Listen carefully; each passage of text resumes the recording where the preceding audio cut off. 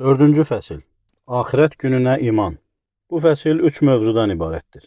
Birinci mövzu, qiyamət saatının əlamətləri və onların növləri. İkinci mövzu, qəbirdəki nemət və əzab. Birinci məsələ, qəbir nemətinə və qəbir əzabına iman gətirmək və buna dəlillər. İkinci məsələ, qəbir nemətinin və onun əzabının həm ruh, həm də bədən üçün olması. Üçüncü məsələ, 2 mələyə, Münkər və Nəkir adlı mələklərə iman gətirmək. Üçüncü mövzu, ölümdən sonra dirilməyə iman. Birinci məsələ, ölümdən sonra dirilmə və onun məğzi. İkinci məsələ, ölümdən sonra dirilməyə dair Quran və sünnədən dəlillər, habelə məntiqi sübutlar. Üçüncü məsələ, məhşərə toplanma. Dördüncü məsələ, hovuz, onun vəsfi və buna dair dəlilləri. Beşinci məsələ, tərəzi, onun vəsfi və buna dair dəlilləri. Altıncı məsələ, şəfaət, onun tərifi, növləri və dəlilləri. Yeddinci məsələ, sirat, onun vəsfi və buna dair dəlilləri. Səkkizinci məsələ, cənnət və cəhənnəm, onların vəsfi, onlara iman gətirməyin necəliyi və buna dair dəlilləri. Dördüncü fəsil, axirət gününə iman. Birinci mövzu, saatın əlamətləri və onların növləri. Saatın əlamətlərinin tərifi. Əlamət və ya nişanə bir şey baş verməmişdən öncə onu qabaqlayan hadisəyə deyilir. Əslində saat zamanın bir hissəsidir. Lakin burada saat deyildikdə qiyamət günü nəzərdə tutulur.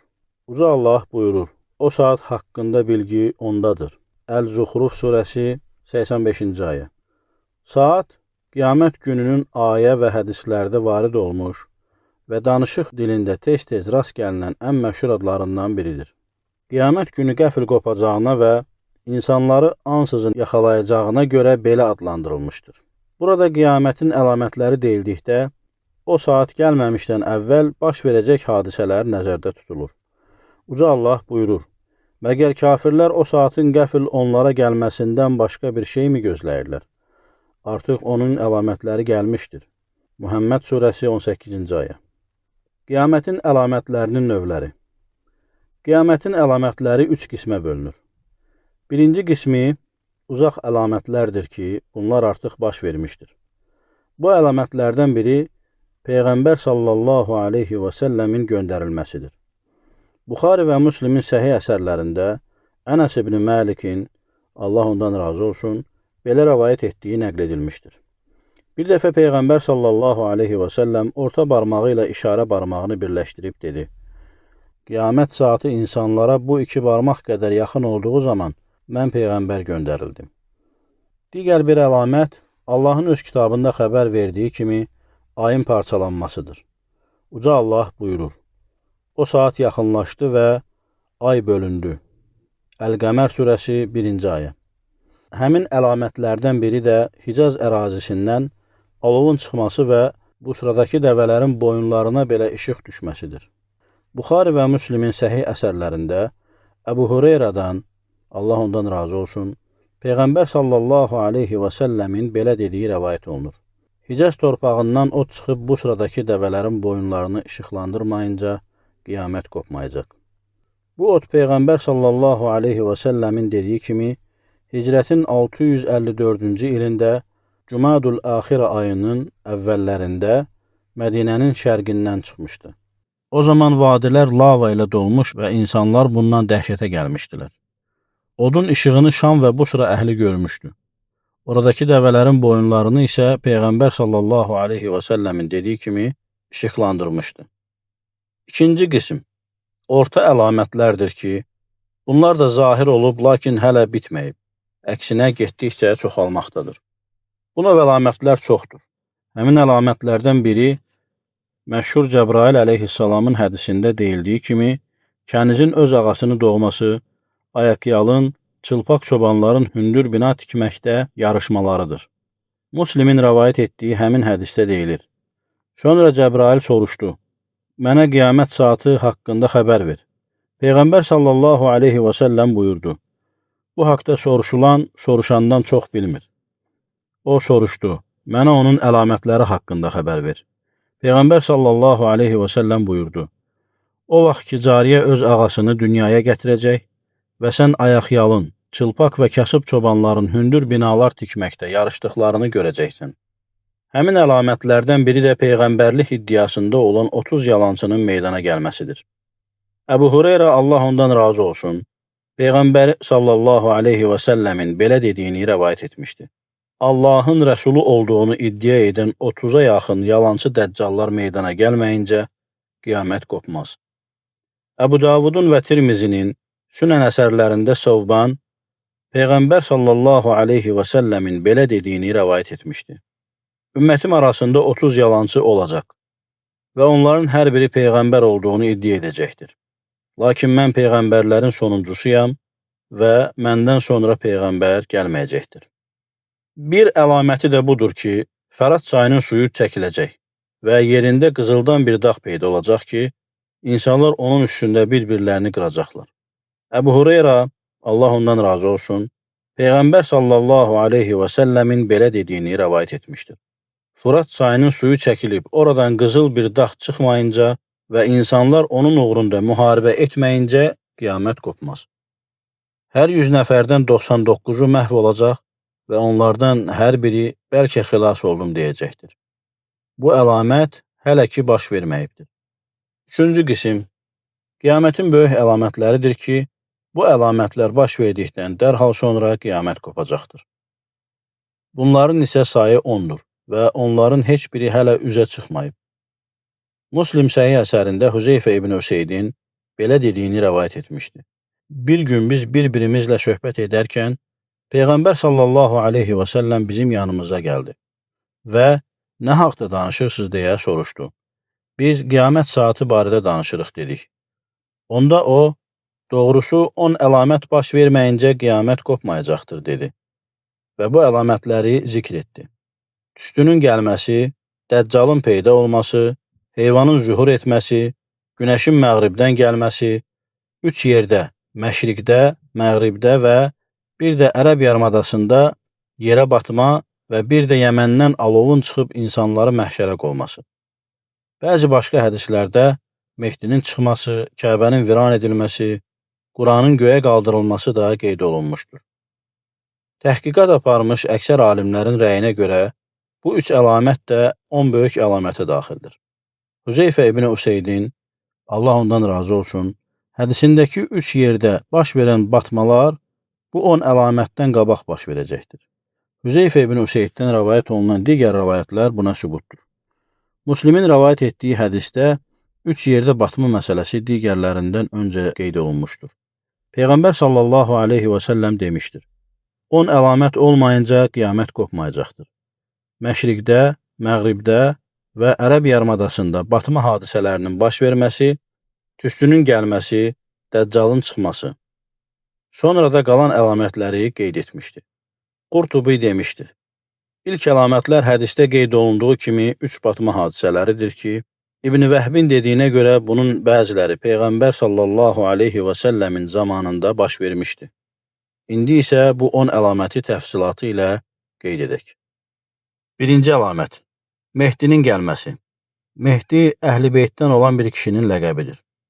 Özü Həsən ibn Ali ibn Əbi Talibin nəslindəndir. Yer üzünü ədalətsizlik və zülm bürüyəcəyi zaman o üzə çıxacaq və orada ədaləti bərqərar edəcəkdir. Onun adı Peyğəmbər sallallahu aleyhi və səlləmin adı kimi, atasının adı da Peyğəmbər sallallahu aleyhi və səlləmin atasının adı kimi olacaq. Əbu Davud və Tirmizi Abdullah ibn Məsuddan, Allah ondan razı olsun, Peyğəmbər sallallahu aleyhi və səlləmin belə dediyini rəvayət etmişdi. Ərəblərə Əhl-i Beytimdən olan bir kişi rəhbərlik etməyincə dünya dağılmayacaqdır. Onun adı mənim adım kimi, atasının adı isə mənim atamın adı kimi olacaq. Yer üzündə zülm və ədalətsizlik hökm sürdüyü bir zamanda o, hər yerdə ədaləti və düzgünlüyü bərqərar edəcək. İkinci əlamət, Məsih-i Dəccalın üzə çıxması. Məsih-i Dəccal Adəm övladından olan bir kişidir. Qiyamətə yaxın çıxacaq və insanların çoxu onun fitnəsinə uyacaqdır. Allahın izni ilə o bir sıra fövqəladə əməllər etmək bacarığına malik olacaq. O həmçinin Allahlıq iddiasında olacaq, lakin onun etdikləri möminlərə təsir etməyəcək. Məkkə ilə Mədinədən savayı hər yerə gedəcək. onun cənnəti və cəhənnəmi olacaq. Lakin onun cənnəti cəhənnəm, cəhənnəmi isə cənnət olacaq. Dəccalın çıxmasına dəlalət edən bir çox hədislər varid olmuşdur. Həmin hədislərdən biri Müslimin səhih əsərində Abdullah ibn Amr ibn Asın, Allah ondan razı olsun, rəvayət etdiyi hədisdir. Bu hədisdə Peyğəmbər sallallahu aleyhi və səlləm demişdi: Ümmətimdən dəccal çıxacaq və bilmirəm, ya 40 gün, ya da 40 ay, ya da 40 il yer üzündə qalacaqdır. Sonra Allah Məryəm oğlu İsanı göndərəcək. O, Urva ibn Məsuda oxşayır. Nəhayət, İsa dəccalı tapıb öldürəcəkdir. Buxari və Müslimin səhih əsərlərində Abdullah ibn Ömər demişdi: Peyğəmbər sallallahu aleyhi və səlləm cəmaatın arasında ayağa qalxıb Allaha ona layiq tərzdə təriflər dedikdən sonra dəccalı yada salıb dedi: Mən sizi ondan xəbərdar edib çəkindirirəm. Elə bir Peyğəmbər olmamışdı ki, ümmətini ondan çəkindirmiş olmasın. Nuh da öz ümmətini ondan çəkindirmişdi. Lakin mən Dəccal barəsində sizə elə bir söz deyəcəyəm ki, onu heç bir Peyğəmbər öz ümmətinə deməmişdi. Bilin ki, o tək gözdür. Allah isə tək göz deyildir. Üçüncü əlamət, Məryəm oğlu İsa'nın yerə enməsi.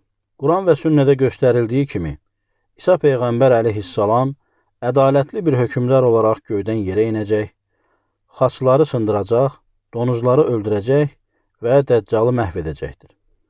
Uca Allah buyurur: Həqiqətən İsa'nın yer üzünə enməsi saatın yaxınlaşmasının əlamətidir. Əz-Zuhruf surəsi 61-ci ayə. Təfsir alimlərinin əksəriyyəti bu ayənin İsa Peyğəmbərin əleyhissalamın yerə enəcəyinə işarə olduğunu bildirmişlər. İmam Əhmədin Musnəd əsərində İbn Abbasın, Allah ondan razı olsun, bu ayənin təfsiri barəsində belə dediyi nəql olunur. Burada qiyamətdən öncə İsa'nın enməsi nəzərdə tutulur. İsa'nın enməsi barədə bir çox səhih hədislər varid olmuşdur. Buxari və Müslimin səhih əsərlərində Əbu Hüreyrədən, Allah ondan razı olsun, Peyğəmbər sallallahu aleyhi və səlləmin belə dediyi rəvayət olunur. Canım əlində olan Allaha and olsun ki, tezliklə Məryəm oğlu İsa aranızda ədalətlə hökm vermək üçün sizin yanınıza enib, xaçları sındıracaq, donuzları məhv edəcək və cizyəni aradan qaldıracaq. Həmin vaxt mal dövlət o qədər artacaq ki, heç kəs sədəqə götürmək istəməyəcək. O zaman bircə dəfə sədəqə etmək bütün dünya və onun üzərindəkilərdən daha xeyirli olacaqdır. Dördüncü əlamət, Yəcuc və Məcucun çıxması. Onlar sayları olduqca çox olan bir tayfadır. Heç kəs onlara qarşı mübarizə aparmaq iqtidarında olmayacaqdır. Deyilənə görə onlar Nuhun əleyhissalamın övladı Yafəsin nəslindəndirlər. Quran və sünnədə onların çıxmasına dəlillər var. Uca Allah buyurur: Nəhayət, Yəcuc və Məcuc səddi açıldığı və onlar təpələrdən axışıb gəldikləri zaman haqq olan vədimiz yaxınlaşdıqda kafirlərin gözləri dərhal bərələcəkdir. Onlar deyəcəklər: Vay halımıza, biz bundan qafil idik. Üstəlik zalım da olmuşuq. Əl-Ənbiya surəsi 96-97-ci ayələr. Buxari və Müslimin səhih əsərlərində Zeynəb binti Cəhş, Allah ondan razı olsun, rəvayət etmişdir ki, bir dəfə Peyğəmbər sallallahu aleyhi və səlləm qəfil onun otağına daxil olub, Allahdan başqa məbud yoxdur. Yaxınlaşmış şərdən dolayı vay ərəblərin halına. Bugün Yəcuc və Məcuc səddindən bu boyda dəlik açıldı, dedi və baş barmağı ilə şəhadət barmağını birləşdirərək onları halqa şəklinə saldı. Beşinci əlamət, Kəbənin viran edilməsi. Sünnədə bildirilir ki, bunu nazih ayaqlı bir həbəşi edəcəkdir. Buxari və Müslimin səhih əsərlərində Əbu Hüreyrədən, Allah ondan razı olsun, Peyğəmbər sallallahu aleyhi və səlləmin belə dediyi rəvayət olunur.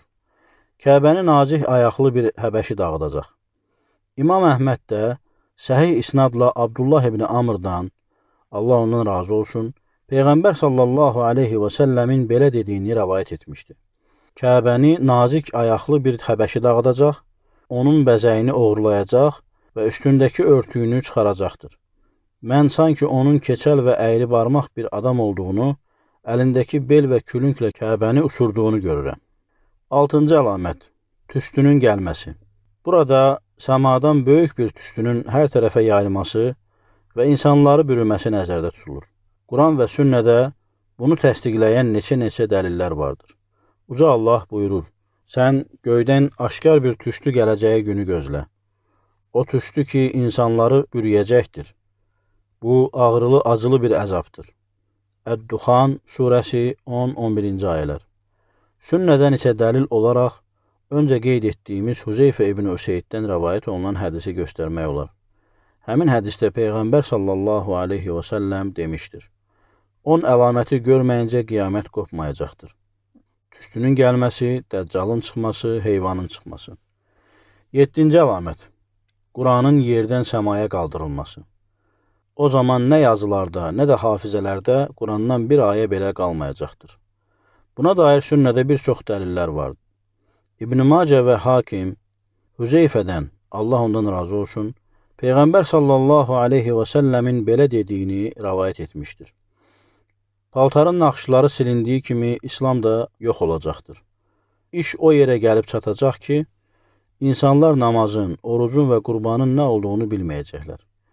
Bircə gecənin içərisində Allahın kitabı göyə qaldırılacaq və yer üzündə ondan bircə ayə belə qalmayacaqdır. 8-ci əlamət.